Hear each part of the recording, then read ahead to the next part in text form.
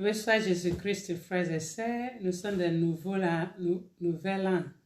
Hey, français, pardonnez-moi si vous écoutez les paroles qui ne sont pas justes, il ne faut pas que quelqu'un me gifle. Nouveau an, nouveau plan, nouveau projet, nouvelle vie, tout ça là, nouvelles choses que nous voulons. On a déjà fait le projet, comment cette année sera les résolutions, on a fait cette année, comment je vais faire, comment je vais me comporter.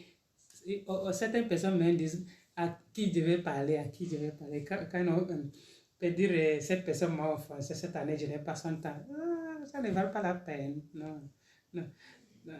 C'est pour nous dire que la vie que nous vivons, nous avons fait des expériences, nous avons pris les résolutions cette année. Il ne faut pas que nous répétons les erreurs que nous avons fait l'année passée. Quand nous faisons les erreurs, ou bien quand les autres font les erreurs, nous apprenons dans ça pour ne pas répéter ça. L'erreur de l'autre doit pouvoir nous enseigner. Et nos erreurs aussi doivent nous éclairer.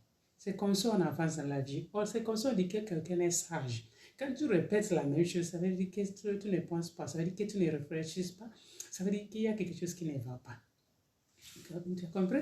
Donc, cette année, dans tout ce plan-là que nous avons fait, tous ces projets, nouvelles vies que nous avons décidé de vivre, est-ce qu'il y a Dieu dedans? Certaines personnes font dehors de Dieu. Comment tu peux réussir sans Dieu? Comment tu peux vivre dans cette vie sans Dieu? Une vie sans Dieu est une vie morte. Tu le veux ou pas. Si tu n'acceptes pas Dieu, ça ne change pas qui il est.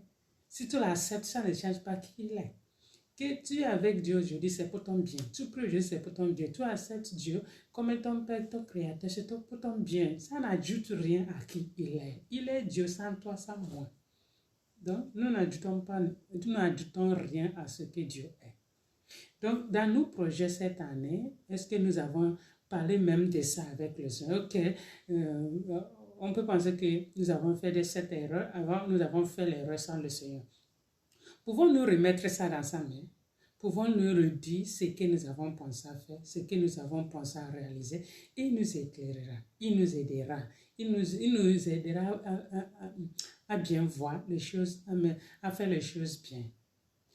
Quand il n'y a pas Dieu dans ton projet, tu vois que quand le problème vient, ça sera difficile pour toi à savoir quoi faire, à savoir comment dire, à savoir comment aller.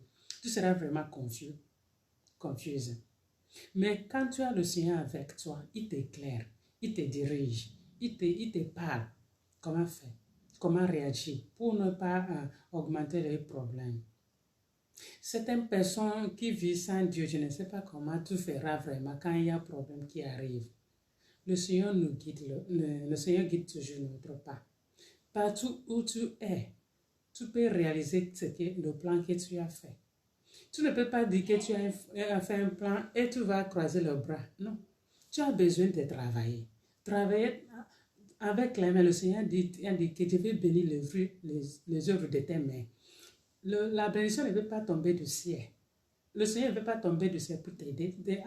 En voyant ce que tu fais, il va te bénir. Donc, le plan que tu as fait cette année, où est Dieu dans ce que tu as planifié? Où est Dieu dans ton plan, dans tes projets? S'il n'y a pas de, il faut aller les chercher et lui remettre tout.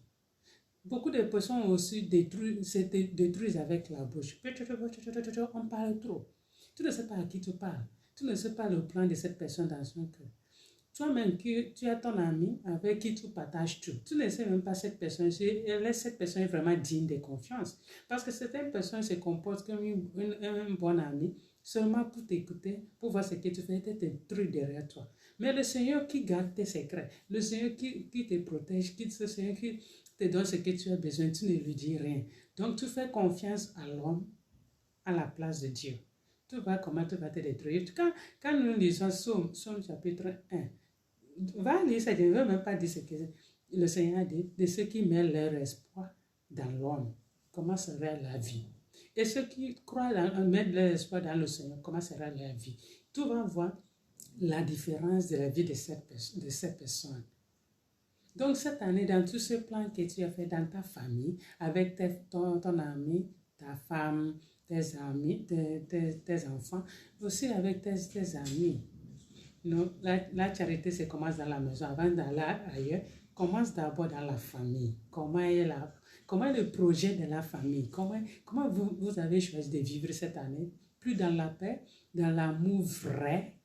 Ce n'est pas un amour qui et tu critiques dehors. Non.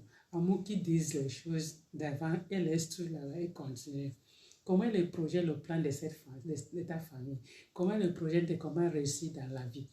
Inviter Dieu dans tout, si tu l'avais laissé ailleurs. Si tu avais déjà planifié tout avec le Seigneur, dans le Seigneur, continue avec lui parce que tu vas réussir.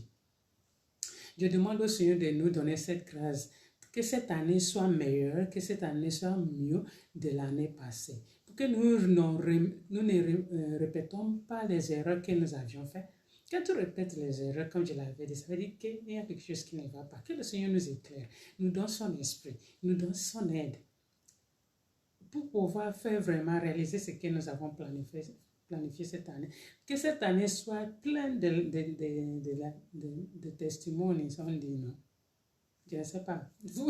La bonne testimone, Seigneur Jésus. Les bonnes choses cette année, pour que nous réalisent les choses bien pour notre bien.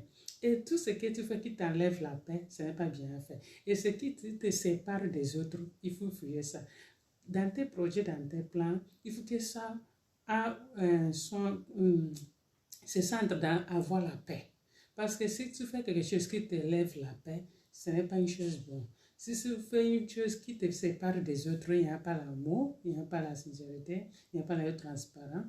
Donc, ça ne vaut pas la peine à faire. Chercher le Seigneur dans toutes les choses que tu fais, dans tous les plans, pour que le Seigneur soit au centre de tout ce que tu fais. J'espère que quelqu'un a compris au moins quelque chose dans tous ces blablabla que je fais, que je ne réussis même pas à parler le français. Que le Seigneur nous bénisse et nous donne sa grâce, qui bénit l'œuvre de nous, les œuvres de nos mains qui sont bons cette année et nous aide à convertir des choses qui ne sont pas bonnes pour que notre vie soit meilleure.